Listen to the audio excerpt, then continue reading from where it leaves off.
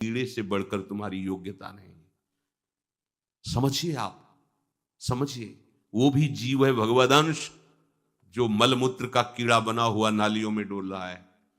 तुम भी तो उसी नाली में तो डोल रहे हो। यदि भगवदंश होकर भगवान नाम जप नहीं कर रहे हो, अपने स्वरूप को नहीं समझ रहे हो, चिदानंद सुख की तरफ आकर्षित नहीं हो रहे हो, तो गोस्वामी जी कह रहे वे अभागी हैं। हम लोग अपने को बड़ा भाग्यवान कब मानते हैं? जब विषय भोगों की बाहुल्यता हो जाए। देखो कैसी बुद्धि भ्रमित हो गई है, अभाग्य को हम भाग्य मान रहे हैं। बड़ा आश्चर्य होता है, कैसा मतलब। अगर उनको बोलना अच्छा नहीं लगता, पर यह है कि समझ जाओ तो भाई समझ जाओ। जिन अंगों को छूने के बाद कई बार पवित्र करने के लिए रज आदि लगा करके, उन्हीं अंगों पे तो आसक्ति है तुम्हारी, उन्हीं अंगों को तो तुम सर्वस्व सुख समुद्र मान रहे हो। क्या है?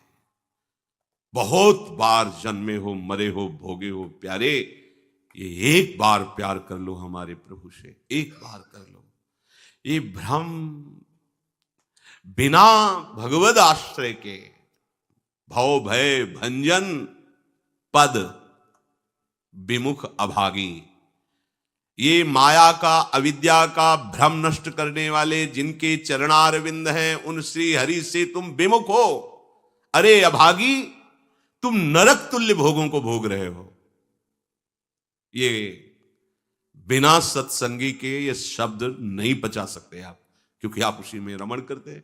आपको लगेगा क्या है, फिर जिंदगी क्या रह गई। अरे अभी देखा क्या है, जिंदगी क्या है। निहाल हो जाओगे, नाच पड़ोगे, मस्त हो जाओगे, किसी का कोई भय नहीं, कोई चाह नहीं। सौंदर्य समुद्र, प्रेम समुद्र, ज्ञान समुद्र जब प्रीतम गले लगाएंगे, निहाल हो जाओगे। पर चाह तो है मलमूत्र के शरीर को गले लगाने की, चाह है इसी को, ये स्वस्थ रहे, खूब विषयों को भोगूं। कैसी दुर्बुद्धि छा गई है, और बढ़ती चली जा रही है दुर्बुद्धि। ये ऐसी तृष्णा बढ़ती चली जा रही है, पूछो मत।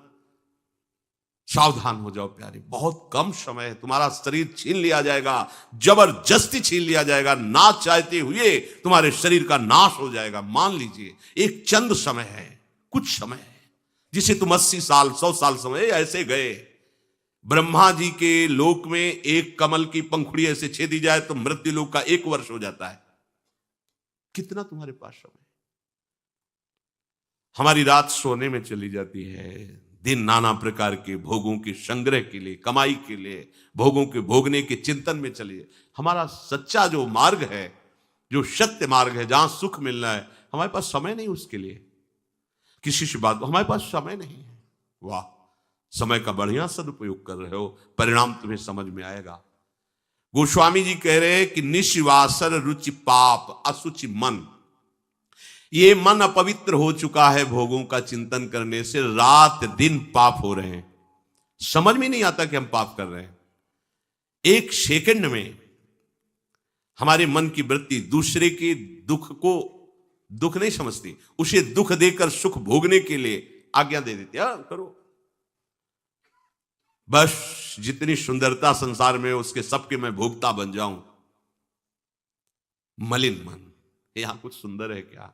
अगर एक दिन 10-20 बार सोच हो जाए, ऐसी दवा खवा दो, फिर उसी के देखो चेहरे की कांति कैसी हो जाएगी। अगर 2-3 दिन हालत चलती रही, देखने लायक नहीं रह जाएगा चेहरा। इसको तुम कुछ खास समझते हो? पानी का बुलबुला फूटने में देर नहीं लगती, पर तुम कमा क्या रहे हो? एक कर्म भूमि है, तुम यहां आए हो अच्छे कर्म करने के लिए, प्रभु की प्राप्ति के लिए, महासुख प्राप्ति के लिए। पर कह रहे निश्वासर रुचि पाप, रुचि पूर्वक पाप कर रहे हैं। छल पूर्वक आपने किसी का धन अपहरण कर लिया, किसी की हिंसा कर दी, व्यभिचार कर लिया। आप अपने मित्रों में बैठकर अहंकार पूर्वक बात करते, तुम्हें पता है मैंने इतने रुपए उड़ा दिए, उसको पता भी नहीं चलने दिया। पता है तुमने आज हमने उसके साथ एक गलत किया, कोई कुछ नहीं कर सकता। इतने वीर नहीं हो। वही कर्म तुम्हारा जब फलीभूत होगा, तुम्हें ब्रह्मा भी नहीं बचा पाएंगे, त्राहिमाम बोलने का अवसर भी नहीं रहेगा। देख लेना, देखने लायक नहीं रह जाओगे। सावधान हो जाओ। देखो ये सत्संग है, तुम्हें सत्य वस्तु की अनुभूति कराने के लिए। तुम जहां असत में राग किए हो तो चुभेगा, तुम्हें जलन पैदा होगा। हम चाहते हैं कि तुम्हारे हृदय में ये बात लगे और तुम्हारी शूरवीरता जागृत हो जो भगवद अंश की है, और तुम असत का त्याग करके भगवत मार्ग के पथिक बनो। खलिमति मलिन निगम पथ त्यागी। ये भगवत वाणी, गीता जी, श्रीमद् भागवत जी और भी भगवत प्रेमी महात्माओं के वचन, ये महासुख के लिए हैं। तुम इनका त्याग करके मनमानी आचरण कर रहे हो, बहुत समय नष्ट कर रहे हो, आप पछताना पड़ेगा। अय खल, अपनी मति को असत आचरणों में मत लगा, अपनी दुष्टता को मत बढ़ा और गर्व करता है कि मुझे कोई भी परास्त। तुम हो क्या? हो क्या तुम? एक सेकंड में दिल की गति रुक जाए, तुम हो क्या? कुछ नहीं हो, कुछ नहीं रोक सकते हो। सावधान हो जाओ। राधा राधा राधा, सावधान होकर चलोगे, महासुख स्वरूप तुम हो, तुम्हें किसी और सुख की जरूरत नहीं है। हमारी दुर्दशा ऐसी क्यों है?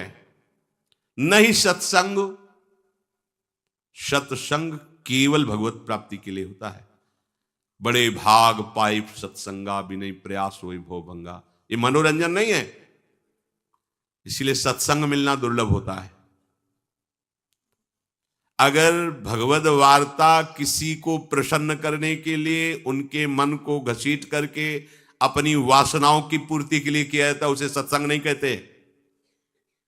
हम ऐसा बोले कि सामने वाला प्रभावित हो और अपनी जेब से पैसा निकाल के हमारे पास रख के हमारे ऊपर श्रद्धा करे, हमारा प्रणाम करे, हमारी यश कीर्ति हो, यह सत्संग नहीं है। हमारी बात मानकर सच्चिदानंद प्रभु में इसका मन लग जाए, संसार के भोगों से इसका मन हट करके अपने स्वरूप में स्थित हो, प्रभु में लगे, उसे सत्संग कहते हैं। भक्ति स्वतंत्र सकल सुख खानी, और बिनु सत्संग न पावई प्राणी। सत्संग का क्या फल है? हरि से प्रेम हो जाना, संसार का राग नष्ट हो जाना। सत्संग का सीधा फल है प्रभु से प्रेम होना। अगर प्रभु से प्रेम नहीं हो रहा, आपको अपने दोस्त सत्संग में बैठने पर जला नहीं रहे, तो सत्संग नहीं हो रहा, मनोरंजन हो रहा है। जहां सभा में बैठने से आपके आग लग जाए, इतना गलत मैंने किया, इतना मैं गलत हूं, कब मैं इससे हो, जान जाओ कि सत्संग हो रहा है। जहां श्रवण से आपका हृदय दाह युक्त होने लगे, धिक्कार हमारे जीवन को, मैंने ऐसा किया, धिक्कार हमारे जीवन को, मैं कैसा जी रहा हूं, कब ऐसा अवसर आएगा जैसा बताया जा रहा है मैं ऐसा चलूं, मतलब सत्संग हो रहा है। नहीं सत्संग, और इसका फल हरि भजन। तो बोले भजन नहीं हरि को। आप इतना दान करें आपको इतने गुना मिलेगा, आप ऐसा करें ऐसा हो जाएगा, 100 में 10 रुपए दान करें 90 आपके पवित्र हो जाए। सत्संग नहीं, ये सत्संग नहीं। 100 में 90 अपने मानिए और 10 हमें दे दीजिए, इसे सत्संग नहीं कहते। 100 के 100 का अभिमान त्याग कर प्रभु के चरणों, वो 100 है, 100 को स्वीकार मत करो तो जीवित रहोगे, 100 को स्वीकार कर लिया तो 100 हो जाओगे। 100 का मतलब समझते हो? जिन हरि भगत हृदय नहीं आनी, जीवित सब समान ते प्राणी। जीवित सब जिंदा मुर्दे के समान, ते नर नरक रूप जीवत जग। किसी भी वस्तु का अहम और ममत्व न रह जाए और प्रभु में, यह सत्संग का स्वरूप। सत्संग का स्वरूप तुम्हारे मन को खुशी नहीं, तुम्हारे मन को मार देगा। सत्संग का स्वरूप तुम्हारे मन को मार करके सच्चिदानंद प्रभु में लगा देगा। महाभागवतों के वचन, भगवान की वाणी तुम्हें भगवत स्वरूप में स्थित करेगी, प्रपंच का बढ़ावा नहीं। इससे प्रपंच का बढ़ावा होता है। गंदी नाली से हाथ धोगे तो तुम्हारे हाथ पवित्र हो जाएंगे, ये गंदी नाली। अधर्म का आचरण करके तुम सोचो उसमें दान कर दें, कभी पवित्र नहीं होने वाले। भ्रम मत करना, दान शब्द वहां लगता है जो धर्म पूर्वक कमाया हुआ है। 4 रोटी कमाई, 1 रोटी किसी भूखों को दे दो, ये मंगल होगा। पाप आचरण करके, हिंसा करके, व्यभिचार करके, छल कपट करके कमाओ और उसके बाद सोचो दान लगेगा ही नहीं। और जो स्वीकार करता है अधर्म का सहायक होता है, वो दोनों को दंड मिलेगा, दोनों को दंड मिलेगा। बहुत सावधान। सत्संग हमारे नाना प्रकार की वासनाओं का नाश करता है, वासनाओं को बढ़ावा नहीं देता। आप ऐसा करो, गृहस्थ हो, दान धर्म से युक्त हो जाओ। हां, देखो ना, हरिपाल जी ने चोरी करके भगवान को रिझा लिया, बेमतलब का शब्द। हरिपाल जी ने सर्वस्व समर्पित करके प्राणपण प्रभु की सेवा, साधु सेवा का भाव लेकर के फिर वहां खड़े होते थे कि इसका भी मंगल हो जाएगा, जो भगवत भी। अगर रामकृष्ण बोल दिया तो बोले नहीं, अपने सुख के लिए नहीं, अपने सर्वस्व का न्यौछावर करके कोई ऐसा दिखाई दिया जो रामकृष्ण हरि से विमुख है, उसका अर्थ लेकर संत सेवा में लगा दिया। पहले अपना सर्वस्व नाश करो, समर्पित करो, फिर देखो तुम्हारे अंदर स्थिति क्या आती है, फिर उसके अनुसार चलो। देखे, बेईमानी को दान नहीं कहते, बेईमानी को धर्म नहीं कहते। ये भ्रम मत करना, कभी ऐसा दान भी मत करना, नहीं तो दुर्गति से बच नहीं सकते कि हमने अमुक रुपए कमाए पापाचरण से, चलो संतों का भंडारा कर देते। सैकड़ों संतों की बुद्धि भजन से बिलक करने का जो पाप होगा तुम भोग नहीं पाओगे। मत देना कभी संतों को, जो तुम्हारा पाप का कमाया हुआ धन हो, कभी मत देना संतों को। उन्होंने जीवन अर्पित किया प्रभु के लिए। अगर तुम्हें पवित्र होना है तो प्रणाम करो, उनकी बात मानो, इसी से तुम्हारा मंगल हो जाएगा। और धर्म से यदि कमाया है, 4 रोटी है, एक दे दो, मंगल हो जाएगा। बात इस तरह से। सत्संग का फल सीधा भगवत स्वरूप में स्थित होना, प्रपंच का बढ़ावा देना नहीं। अगर अपनी वासना को अंदर रख करके बोला जाता है वो हम खुद असत में स्थित हैं, तो क्या सत्संग? जब तक श्री हरि की निष्ठा नहीं और हरि का प्रभाव सामने, साधु सोई जो विषय छुड़ावे। सत्संग हरि भक्ति में दृढ़ करता है। सत्संग से विवेक, विवेक से वैराग, वैराग से अनुराग, क्रम है। बिन विवेक वैराग भक्ति बिन सत्य न एको मानो, भगवत विमुख कपट चतुराई सो पाखंडे जानो। आज हमें पाखंड प्रिय लगता है। नाटक ड्रामा करके हम जितना लोगों को रिझा लें उतना बस। बहुत सावधान, ये रिझाने का नहीं है, ये रिझाने को हरि के लिए, हरि को रिझाओ। ये अनंत ब्रह्मांड 1 सेकंड में उसने पैदा कर दिया, तुम्हारे लिए छोटा मोटा वैभव क्या चीज है उसके लिए? तुम्हारे छल कपट की जरूरत है, तुम्हारे नाटक ड्रामे की जरूरत है। उसी का नाटक बहुत बड़ा है, उसी के नाटक को जान जाओ तो तुम नाटक से मुक्त हो जाओगे। जगन नाटक वही भवा, गोपाल शास्त्र नाम में प्रभु का एक नाम है। नहीं सत्संग भजन नहीं हरि को, श्रवण न राम कथा अनुरागी, कानों से भगवत चर्चा नहीं सुहाती। बस वो बात बताओ जिससे हमारी कामना की पूर्ति हो जाए। जो कहो हवन कर दें। जो ये हवन से, ये ताबीज बांधने से, ये घोड़े की नाल की अंगूठी पहनने से ये बुरा लगेगा सबको। कुछ नहीं होता, कुछ नहीं होने वाला। पापाचरण करो, पूरा 1 टैंकर तेल चढ़ा दो शनि भगवान में, पर तुम्हारा नाश करेंगे। क्योंकि वो तेल से प्रसन्न नहीं होते, वो हरि के शरणागत से प्रसन्न होते। ये सब हरि के अनुचर हैं, सब हरि के अनुचर हैं। भगवान नाम से मतलब नहीं, भगवत आराधना से मतलब नहीं। अरे भाई, ये लोकपाल हैं। जानते हो भक्त को भी काम क्रोध क्यों सताता है?